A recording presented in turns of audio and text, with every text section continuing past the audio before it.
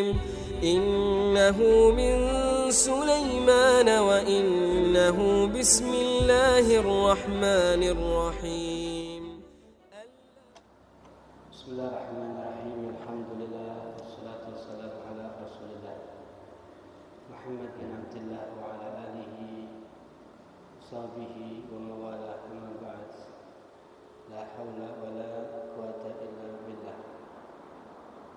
سبحانك لا علم لنا إلا ما علمتنا إنك أنت العليم الحكيم.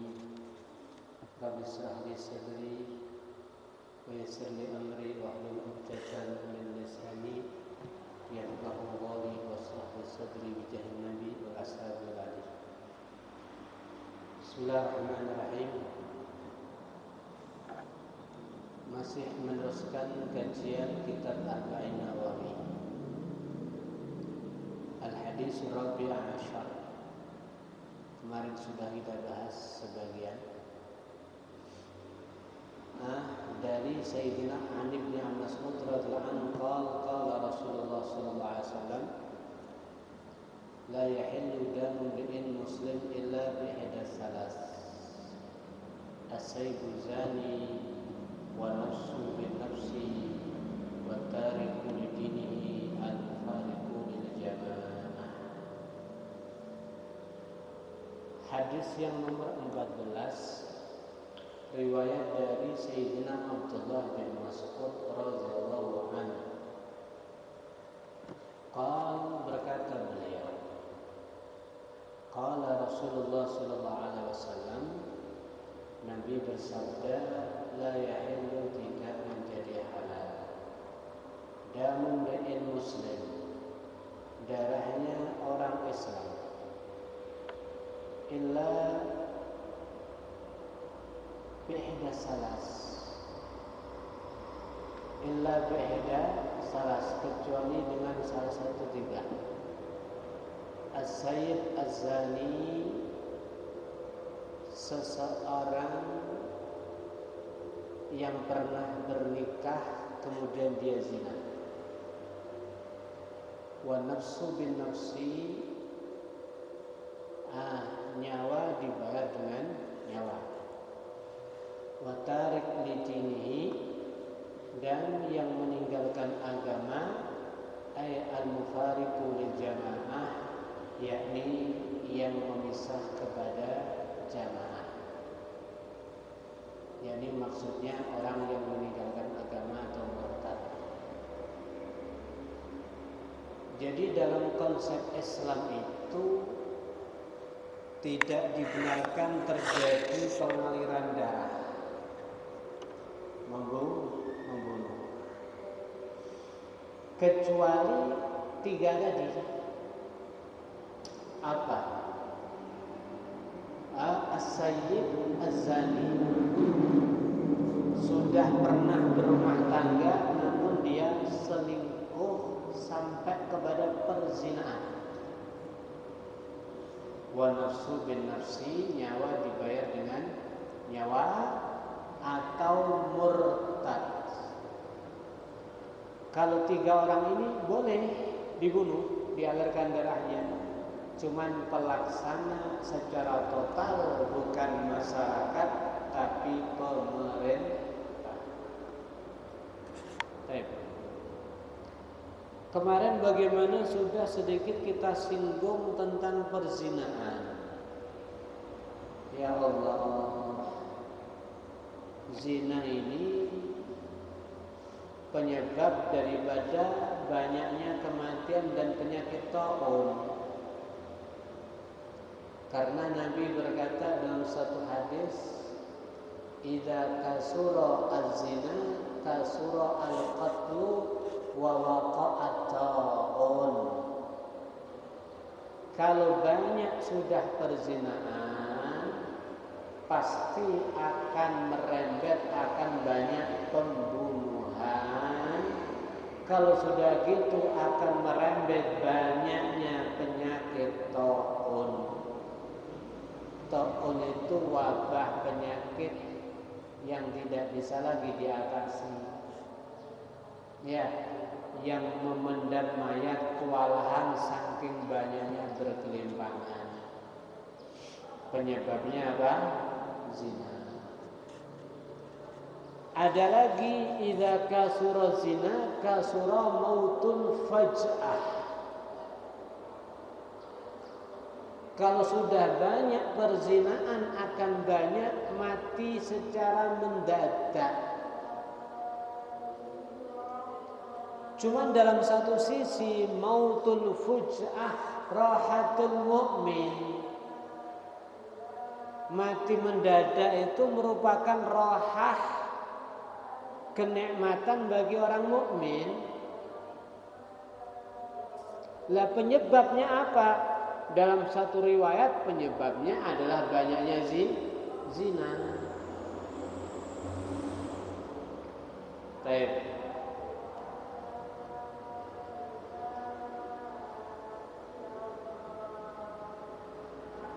Ya Allah, ini yang paling tidak kita ingini. Kalau hal itu terjadi, maka waliyadzubillah min dalik akan dilakukan tersebut di dalam anak turunnya si zani. Ada orang zina, hati-hati nanti anak turunnya juga akan zina. Atau bahkan kepada istrinya. Ada orang mendengar seperti ini. Kalau zina dilakukan, nanti ada sebagian keterangan yang menyebutkan akan terjadi juga di anak cucunya. Ya Allah, berarti hati-hati ya. Kalau cari mantu dan juga cari istri ya, jangan pernah zina. Jangan-jangan anak cucu kita nanti. Ada sebagian raja mendengarkan keterangan ini. Arada tajribah fi bintin Nuh. Dia kepingin menguji apa benar keterangan tersebut. Dia menguji kepada salah satu putrinya. Wa kanat fi ghayatil jamal. Dan putrinya dia ini adalah seorang wanita ghayatul jamal, di puncak kecantikan. Kalau bahasa kita bunga desa dah. Ya. Fa'amara imra'atan faghirah. Maka dia perintahkan seorang wanita yang faghir antatufa biha fil aswaq. Untuk putrinya yang cantik si raja ini diajak tawaf mengelilingi pasar. Wahya maksyufatul wajah. Si putri raja tadi diajak tawaf didampingi wanita fakir di pasar dalam kondisi wajahnya terbuka. Cantik luar biasa. Karena putrinya raja, nggak ada yang berani menggoda. Kenapa? Fama marrat biha ala had illa atraqa ra'sah. Ketika dia lewat di depan seseorang, semuanya nggak ada yang berani ngangkat kepala, tertunduk semuanya. Ini sudah cantik putrinya raja. Walam yamudda nadhru ilaiha hayamin.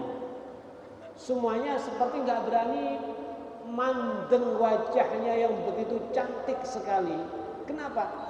Karena sangat cantik itu justru yang mandang itu malu. Kena wibawa kecantikannya. Senang saja dia, tapi malu. Secara umum.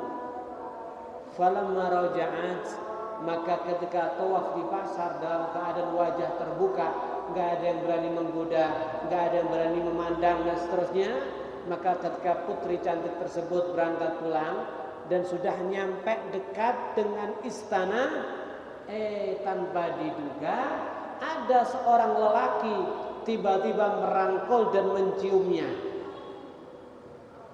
Summa dhahab, kemudian lelaki itu langsung pergi. Setelah pergi, maka si wanita tadi masuk ke rumah, sudah dalam kondisi dicium lelaki 1 kali. Ketika nyampe rumah, maka si raja langsung bertanya kepada si pendampingnya, gimana?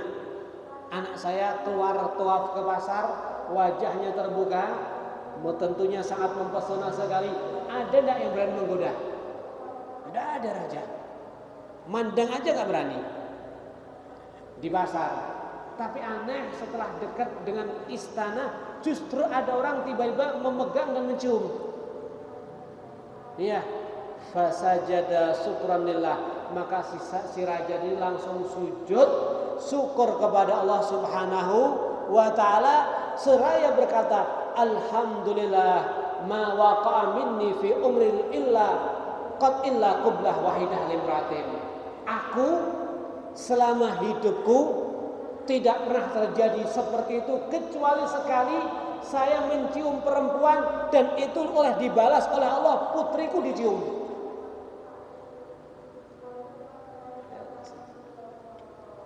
Jadi saya melihat tahu ngambek, hati-hati anak muda bengong. Anda kalau pernah mencium orang, hati-hati putri kamu nanti dicium sama orang. Ekor lebih dari mencium, hati-hati di sini. Perhatikan ini, tidak terjadi zina kepada orang tua kecuali akan dilakukan oleh putra-putranya. Ini dalam satu cerita. Dan si raja ini membuktikan, saya tidak pernah mencium wanita yang halal, wanita yang haram, bukan istri, bukan siapa-siapa, kecuali sekali. Dan itu Allah kisah kepada putri saya juga sekali. Baik. Berarti dari sini as-sa'id, orang yang beruntung adalah orang yang bisa menjaga kemaluan dan memejamkan mata dan menjaga tangan. Jaga kemaluan, memejamkan mata dan jaga tangan. Ini gini ya Allah, kita ini kadang-kadang menjaga mata ini berat. Terus terang aja, kadang-kadang kita lebih suka memandang pasangan orang lain yang tidak bisa menjaga pandangannya dari pasangan orang lain, maka pasangan kita juga akan dipandang oleh banyak orang. Ya, man affa, yang menjaga diri dari tidak suka melototi istrinya orang lain, maka istri kamu juga akan dilototi oleh orang lain. Ya Allah. Atau kalau perempuan berarti suami. Baik. Memang maaf ya, setan alladzi waswisu fi sudurin nas, biasanya yang halal dibuat bosan. Siapa yang halal? Ya keluarga kamu, pasangan kamu. Justru yang dimunculkan adalah sesuatu yang tidak halal. Siapa mereka? Yang bukan daripada yang halal kepada kamu. Kita ini kadang-kadang disuruh mengejar perkara yang haram. Yang halal dibuat bosan, dibuat gak semangat, dibuat, tapi yang haram dibuat semangat. Ini setan ini yang selalu berikan was-was kepada hati manusia. Yajri libni Adam majrad dam, dia masuk kepada manusia melalui daripada peraliran daripada darah, terus menghembuskan. Tuh lihat cantiknya istrinya orang lain, tuh lihat tampannya suaminya orang lain, tuh lihat gagahnya, tuh lihat. Wala tamuddanna ainaik, jangan suka melototkan kedua mata kepada apa yang diharamkan oleh Allah Subhanahu wa ta'ala. Zahratal hayati dunya linaftinahum fih, itu adalah mungkin perhiasan daripada hidup dunia. Kenapa?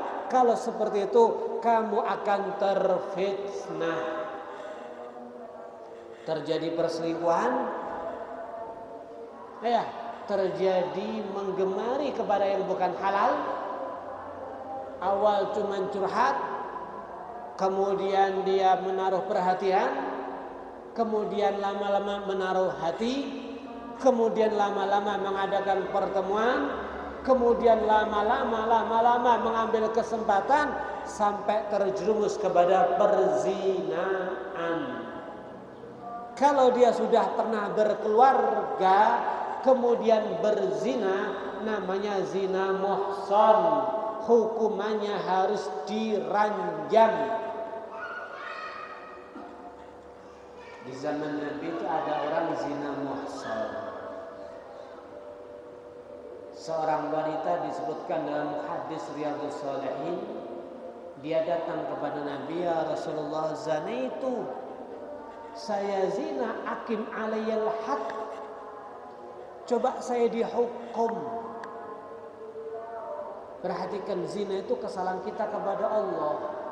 Harusnya kalau ada zina, ya taubatan nasuh, selesai. Taubah yang sungguh-sungguh selesai. Taubat itu bagaimana? 3 syarat. Pertama, al-iqla' anil dzanbi, sudah berhenti, itu terakhir dalam hidup kamu zina. 1. Kemudian wal azmu alla ya'ud, berazam, berencana yang kuat, tidak akan mengulangi itu zina. Yang ketiga, an-nadamah, menyesal. Dikatakan innamat taubatu an-nadamah, intisari daripada sebuah taubat adalah penyesalan. Ketika 3 syarat ini sudah Anda penuhi, khalas, sekalipun zina selesai. Di zaman Bani Israel ada orang zina, hidupnya jadi lacur selama berpuluh-puluh tahun.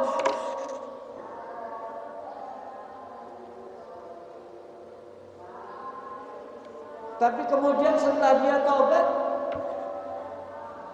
dipimpin untuk beribadah, dari rahim yang sudah bertahun-tahun menjadi pelacur, keluar anak 7 laki, semuanya menjadi anbiya, nabi Allah Subhanahu wa ta'ala. Selesai sudah. Cuman perempuan di zaman Nabi ini, dia gak mau cuman taubatan nasuh, dia kepengen diranjam. Kenapa? Kalau ranjam taubatnya mutahaqqiqah, nyata-nyata diterima oleh Allah. Kalau taubatan nasuh, nanti khawatir 3 syarat tadi tidak terpenuhi, akhirnya dia minta diranjam. Ya, kemudian kata Nabi, panggil walinya. Dipanggil sama Nabi. Ahsinilah. Coba kalau udah ada informasi zina, biasanya mulut masyarakat mulai ngomong. Tapi bagaimana dia punya rencana taubat, kita tidak usah lihat daripada dosanya yang lampau. Lihat sekarang, baik ibadahnya, rawat dia, sampai anaknya keluar, baru bawa ke sini, kita ranjam dia. Ada banyak riwayat datang ke Nabi, mengatakan, ya Rasulullah, nih sudah saya lahir, silakan saya diranjam. Tunggu anak kamu sampai dia sisapeh, nunggu 2 tahun. Datang ke Nabi, anaknya dipegang roti. Nih ya Rasulullah, putra saya sudah bisa makan sendiri. Akim alail had, saya diranjam. Kata Nabi, kasihkan ke seorang dulu, dirawat ini putranya, baru dia diranjam. Ranjam itu dipendem separuh badan. Kemudian Nabi mengatakan, bajunya diikat. Nanti kalau dilempar batu mau mati, dia mau lek sana sakit sebagainya, gelembang sana supaya auratnya tidak terbuka. Bahkan riwayat juga menyebutkan Nabi yang pertama kali melempar batu. Ya, kemudian yang lain melempar. Sampai dalam riwayat yang lain ada Sayyidina Khalid pakai batu dilempar kena kepala, muncrat otaknya kena Sayyidina Khalid. Diusap dengan nada merendahkan. Kata Nabi, jangan direndahkan ya Khalid. Sampai akhirnya mati. Nabi katakan, mandikan dia, kafani, kita solati. Ketika disolati, Sayyidina Umar mengatakan, ya Rasulullah, qad zanat. Dia zina kok disolati. Nabi mengatakan, ya Umar, dia ini udah taubat. Taubatnya luar biasa. Kalau seandainya 70 orang-orang Madinah dari orang munafik, taubatnya ini dibagi untuk orang 70, maka taubatnya lebih kuat. Apakah kamu tahu ada orang yang siap dirinya sebagai tempat untuk mematuhi daripada perintah Allah? Iya, yang dilupakan oleh Sayyidina Umar, zina kan perkara lampau. Sekarang dia udah apa? Taubat. Innallaha yuhibbut tawwabin wa yuhibbul mutatahhirin. Berarti yang lampau dia zina musuh Allah, sekarang dia taubat, dia menjadi kekasih Allah. Ini gentleman ya. Baik. Makanya Allah, fitnah yang paling besar itu kita menghadapi syahwat. Fitnah yang paling besar menghadapi apa? Syahwat. Betapa beruntung yang bisa menjaga mata, bisa menjaga kemaluan, dan bisa menjaga tangan dari apa yang diharamkan oleh Allah Subhanahu wa Ta'ala. Dulu ada orang soleh. Ini orang soleh. Qad hadasathu bizina. Hatinya itu mendorong untuk ngajak zina. Ini orang soleh ini. Wakil bagaimana kalau dia bukan soleh? Orang soleh masih ada di hatinya, Pak. Kerentek untuk apa? Zina. Wakaf. Bagaimana kalau dia bukan soleh?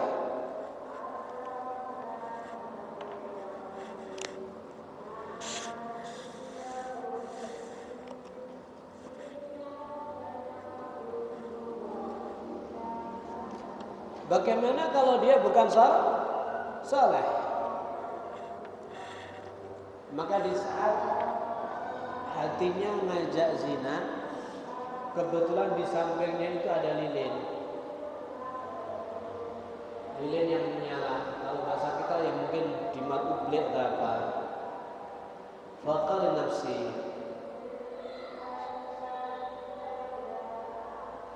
Maka dia berkata kepada dirinya, kamu ngajak zina? Iya. Sudah. Coba jari jemari kamu saya bakar dulu di atas ini lilin. Di atas ini di matubli. Fa in sabarti ala harriki harriha. Lek sampean iso sabar. Ngerasane panase keinginan kamu saya turutin. Ya, cek ya. Ini dia ngomong pada dirinya sendiri. Tangannya dimasukkan dalam 5 unit. Ya, dia merasa untuk betah, terus ditahan. Hatta ahassa an-naru kada tazhaq. Sampai seakan-akan ruhnya mau melayang saking panasnya. Wa yaqul, dia seraya berkata, hal tasbirin, kamu bisa sabar? Sabar sejenak aja dah. Kalau kau sabar, tak kasih, tak turutin keinginan kamu untuk berzina. Kalau kamu nggak sabar dengan api yang kecil ini kan api yang ada di dunia kan api yang kecil. Awal mulanya api yang diambil daripada neraka Allah. Itu pun harus dipadamkan, dimasukkan air selama 70 kali supaya penduduk dunia bisa memanfaatkan itu api. Kalau kamu nggak sabar, bagaimana nanti kamu harus dibakar dengan api neraka Allah Subhanahu wa Ta'ala yang apinya lebih 70 kali lipat daripada api dunia.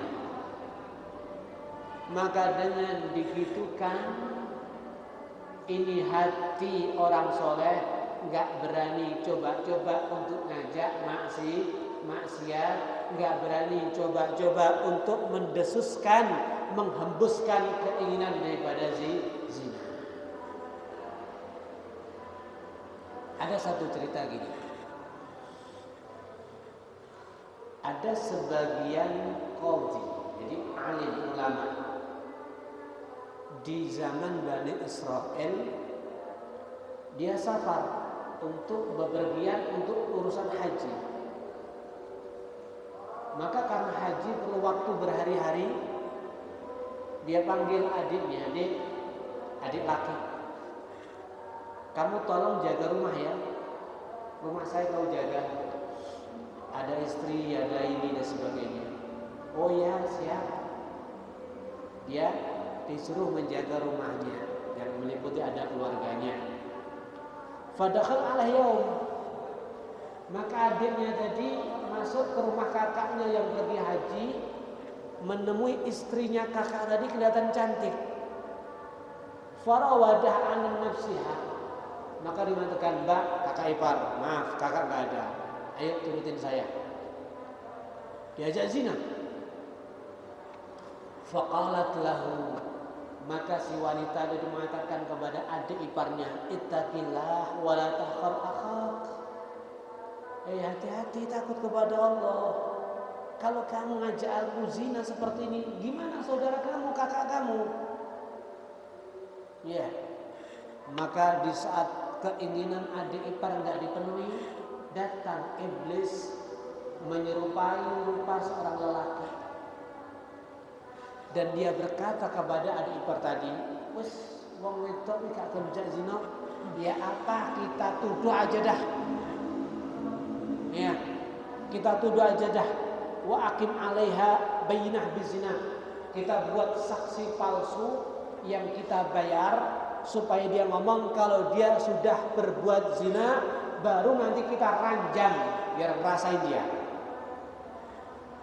Maka si adik ipar mengatakan, ente kalau nggak mau, justru ente nanti akan saya jebloskan kepada hukuman yang sampai diranjam.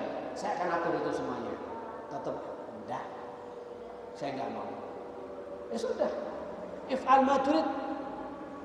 Kalau kamu ternyata seperti ini, wahai adikku, kamu mau ngajak zina, nggak mau kau ngancam seperti itu, if'al ma turid. Silahkan kamu berbuat yang kau sukai, saya pasrah kepada Allah. Maka cari lelaki 4 yang dibayar supaya berdusta mengatakan kalau kakak iparnya ini telah zina. Diumumkan di masyarakat, akhirnya ditangkap bareng-bareng mau diranjam. Maka ketika mau diranjam, famarra biha rajul jama'a lailan. Udah diikat, maka di malam hari ada seorang lelaki lewat. Ya. Ini sudah dipukuli dan sebagainya. Ternyata wanita tadi yang diranjam tadi nggak mati-mati sampai malam. Ini padahal diranjam karena apa? Dituduh. Maka wakana fiha baqiyatu hayah. Si perempuan tadi masih hidup. Fasami'a aninaha, maka si lelaki yang lewat di tengah malam itu mendengar suara rintihan. Aduh. Maka dilihat, ada orang. Akhirnya diambil, diturunkan. Ya, diturunkan. Kemudian ada apa? Saya tadi dituduh sama adik sehingga saya diranjam seperti ini, tapi saya masih belum mati. Tolong saya. Diturunkan, diselamatkan sama laki tadi. Karena si laki tadi mungkin banyak kesibukan, akhirnya apa? Si wanita ini dititipkan ke sebagian saudaranya. Maka dititipkan, sebentar ya, kasihan wanita ini jadi korban fitnah. Saya titipkan di rumah kamu, saya kan ada urusan tertentu dulu. Maka dititipkan di saudaranya. Nyampe di rumah saudaranya tadi melihat kecantikan wanita ini, maka dia tidak zina malam itu juga. Ya gak mau. Maka diancam, Mbak, kalau kau tidak mau nurutin saya, tak sembelih kamu. Pertama seperti itu Pak ya. Yang kedua dapat ujian lagi, gak mau tak sembelih kamu.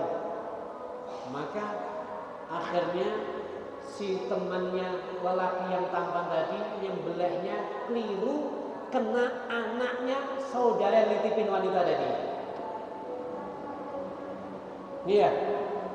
Maka ketika ayahnya si lelaki yang tampan tadi tahu anaknya disembelih, dia mengatakan, Masya Allah, kamu itu wanita cantik dan menimbulkan banyak fitnah. Dah, kita kasih duit, kau keluar ya dari rumah sini. Ini sampai saudara saya gila sama kamu. Keluar. Maka dia keluar wanita tadi. Ketika keluar, ada melihat orang yang disalib. Disalib itu diikat tangan, kaki di sebuah pohon. Ya, kenapa dia disalib? Karena laki tadi punya hutang. Akhirnya, ada apa Pak kamu di sini? Saya punya hutang. Saya tidak akan dilepas kalau saya nggak bisa ngurus hutang saya. Kata si wanita yang tadi, ini saya dikasih duit sama orang. Berapa hutang kamu? Sekian. Oh cukup duit saya. Ya udah. Siapa yang hutang sama kamu? Yang hutang sama kamu dipanggil. Pak, ini hutangnya orang itu saya lunasin. Tolong dilepas dia. Dilunasin, dilepas. Akhirnya si lelaki yang disalib yang ditolong tadi, faqalaha lakunanna abdan lak. Karena kamu melepaskan hutang saya, maka saya siap jadi budaknya kamu. Oh gitu, ya udah. Fasara ma'ha. Maka si laki tadi yang siap jadi budaknya jalan dengan itu wanita. Sampai ketika di tepi laut, si laki yang ditolong tadi dilepaskan daripada disalib dengan dilunaskan hutangnya, melihat kecantikannya juga terfitnah lagi. Kemudian mengatakan, ayo zina. Masya Allah. Wa qalat lahu hada jazai minka. Kata si wanita cantik, apakah balasan kamu kepada aku seperti ini? Kamu ngajak aku zina. Maka si lelaki yang ditolong tadi karena dia berputus asa, gak bisa menggoda dan mengajak zina, maka dia kurang ajar. Dia datang ke seseorang, Pak, saya punya budak cantik, saya jual sama kamu. Jadi wanita tadi apa dijual? Saya punya budak cantik, saya jual sama kamu. Iya. Maka si yang ditawarin mana? Itu duduk sebelah sana, diintip dari jam. Wahyu. Cuman Pak maaf, dia punya aib. Apa aibnya? Kalau bapak katakan dia budak, dia pasti menolak. Kamu budak? Bukan. Dia pasti berkata seperti itu. Itu aibnya. Terus gak apa-apa, tapi dia cantik kok. Akhirnya dibeli. Ya, dijual dengan 300 dinar. Taib. Maka si pembeli langsung datang. Ayo, kamu sudah saya beli, ikut aku. Loh, ada apa Pak? Kamu kan budak, kamu sudah saya beli, jangan banyak ngomong. Loh Pak, ana hurrah, saya merdeka. Saya sudah tahu aibnya kamu. Aibnya kamu jadi seperti ini. Kamu selalu mengatakan saya bukan budak. Ayo. Falamma kana lail, ya, maka si majikan yang baru tadi, yang membeli budak tadi, ketika malam melihat kecantikannya tergoda lagi. Ini berapa lagi sudah? Mulai adik ipar, paham di sini? Ya, mulai dia disalib, dititipkan sama orang tampan tadi. Mulai daripada nulung orang yang terkena hutang. Akhirnya mulai daripada yang keempat, yang majikannya ini. Maka ketika malam diajak zina, langsung wanita itu berkata, ittaqillah, takutlah kamu kepada Allah. Malah dipukul wajahnya. Maka ketika wanita yang salehah tadi sudah 4 lelaki ngajak zina, yang tidak lagi berpikir terhadap keselamatan, punya duit nolong kepada orang lain, balasannya yang seperti itu, ditampar. Maka ketika ditampar, fa'asafatir riyah, maka langsung angin seperti marah, menghembus dengan kencangnya, ya, sehingga mengakibatkan kehancuran yang luar biasa. Ternyata si wanita tadi diajak majikannya naik perahu. Karena ada angin, maka perahu pun dibuat pecah goncang dan tenggelam. Tapi Allah menyelamatkan kepada itu perempuan. hatta tala'al bahar, sampai akhirnya wanita itu berada di tepi sebuah daerah yang di situ ada seorang raja yang sangat adil. Fa akhbaratha bi khabariha. Maka wanita itu langsung, kamu siapa? Dari mana? Kok tiba-tiba di sini? Dia bercerita riwayat hidupnya tadi. Wow, kamu berarti bukan orang biasa. Kamu istimewa sekali. Ya sudah, ayo kita buatkan khusus ini wanita salehah. Akhirnya dibuatkan tempat khusus untuk dimana dia beribadah kepada Allah Subhanahu wa Ta'ala. Maka langsung Pak dilindungi seorang pemerintah yang adil. Kesolehannya langsung menghembus kepada seluruh negara. Ya, siapapun yang punya masalah datang ke sana didoakan sembuh. Ada orang punya penyakit macam-macam, didoakan wanita tadi sembuh. Maka semakin semerbak harum bau kesolehan wanita tersebut. Ini cerita daripada wanita yang salehah. Lantas tadi bagaimana nasib suami yang haji? Ketika suaminya pulang daripada haji, dia bertanya kepada adik iparnya, adiknya, mana istri saya? Mana istri saya? Dikatakan, inna zanat farujiman. Bojomu mau tinggal haji, zina, akhirnya dirajam. Masa sih? Oh, gak percaya saya. Akhirnya suami tersebut masuk ke rumah adiknya. Dek, mana istri saya? Fawajadahu qad amiya basaruh. Si adik ipar tadi yang menuduh tadi, yang merajam tadi, ternyata berubah menjadi buta. Ya, Masya Allah. Jadi yang nuduh semuanya kena bencana.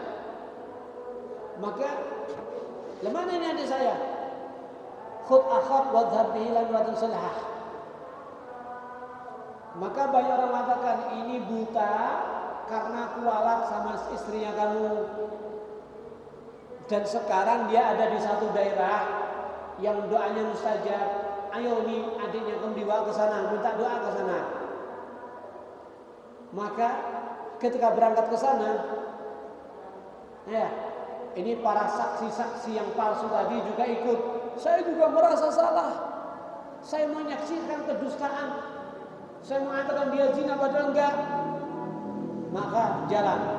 Ketika jalan di tengah jalan, maka ketemu seorang yang tampan yang bersama dengan saudaranya yang telah membunuh putranya sendiri. Cuman dia membunuh tadi kan karena ada keinginan untuk apa? Ngajak zina. Dan dia pun sekarang mendapatkan musibah.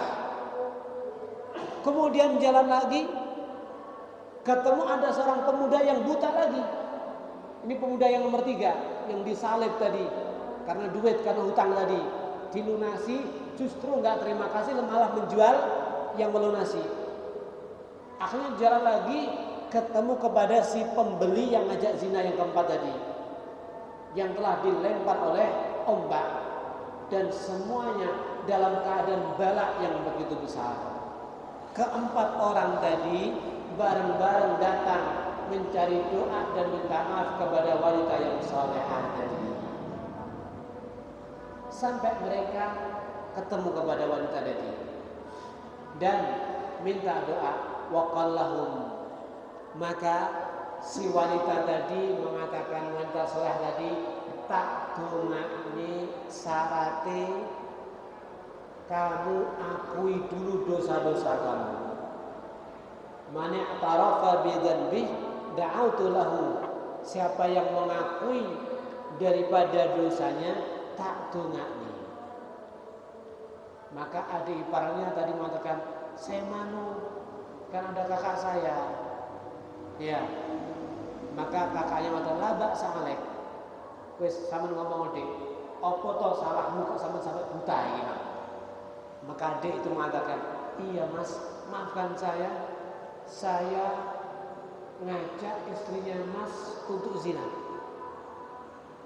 Kemudian ketika istrinya, kamu nggak mau, saya tuduh dengan saksi palsu kalau dia zina dan saya ranjam. Oh itu. Kemudian yang kedua, yang tampan tadi, saya temukan istri kamu, iya, dalam keadaan tersalib. Saya selamatkan, kemudian saya titipkan saudara saya. Ini saudara saya juga demikian ngajak zina. Semuanya ngaku kesalahannya. Setelah semuanya ngaku, ya, maka faqalat li zawjiha, maka si wanita tadi berkata kepada suaminya, udnu minni, coba sampai nyedek mriki Mas bojo kula. Fakasafat lahu an wajhiha, maka wanita itu membuka wajahnya. Falamma ra'a dhalaha, maka ketika suami tadi melihatnya, innaki zaujati wa innaki bari'ah mimma dzukir. Wis dek, kula percaya sampean bara'ah, bebas. Ya, akhirnya si istri tadi, si wanita sana mengatakan, kalian dengar ya ucapan tadi, fansit al-qisas awal afwa. Maka si istri tadi mengatakan kepada suaminya, Mas, sing nuduh wong papat iki mang sampean nek sir ngisos sampean kisos, tapi nek sampean loman gelem memaafkan silahkan. Maka kata suaminya, wa amana qad afautu anhum, wis dek, tak maafkan aja semuanya. Wa qala Allahumma kshif anhum darrahum, ya Allah, maka bukalah, sembuhkanlah musibah yang mengenai kepada orang empat ini. Maka semuanya langsung menjadi sembuh. Masya Allah. Hadirin yang dirahmati Allah Subhanahu Wa Taala. Itu tadi perjalanan wanita yang saleh, wanita yang menjaga diri iffah daripada berbagai macam tawaran. Hal ini bukan hal yang mudah. Maka dikatakan ada salah satu daripada 7 golongan yang nanti di akhirat akan mendapatkan naungan daripada arsy Allah Subhanahu Wa Taala. Di hari tidak ada naungan kecuali arsy Allah. Faqalat, salah satunya siapa? Ya, dikatakan ada seorang lelaki diajak zina oleh seorang wanita yang cantik, maka dia mengatakan inni akhafullah. Atau sebaliknya seorang perempuan yang diajak zina lelaki yang tampan, dia berkata inni akhafullah, saya takut kepada Allah. Orang-orang yang seperti ini nanti di hari kiamat akan mendapatkan naungan daripada arsy Allah Subhanahu Wa Taala. Semoga dari semua cerita tadi kita bisa mengambil pelajaran, bisa mengambil hikmah, bisa mengambil sebuah suri tauladan di mana ya Allah sebenarnya memang berat sekali menjaga nafsu. Sampai bagaimana Nabi kita Muhammad SAW beliau pernah berdoa kepada Allah, ya Rabb inni a'udzubika min syarri sam'i wa basari wa min syarri mani. Ya Rabb, saya berlindung kepadamu dari keburukan mata, telinga, dan keburukan kemaluan atau mani saya. Kenapa? Memang berat sekali. Akan tapi sesuatu yang berat ketika kita bisa menahan karena Allah, maka itu adalah tempat pahala yang sangat besar. Ya Rabb, semoga keluarga kita semuanya dijaga daripada perzinahan insyaallah, dijaga daripada hal-hal yang tidak diridhoi oleh Allah Subhanahu Wa Taala, dijaga daripada hal-hal yang dimurkai oleh Allah Subhanahu Wa Taala. Semoga kita juga bisa menjaga diri kita ya Rabb daripada apa yang dilarang oleh Allah Subhanahu Wa Taala. Amin Allahumma amin. Walhamdulillahirabbil alamin. Hadza minni wal afu minkum. Assalamualaikum warahmatullahi taala wabarakatuh.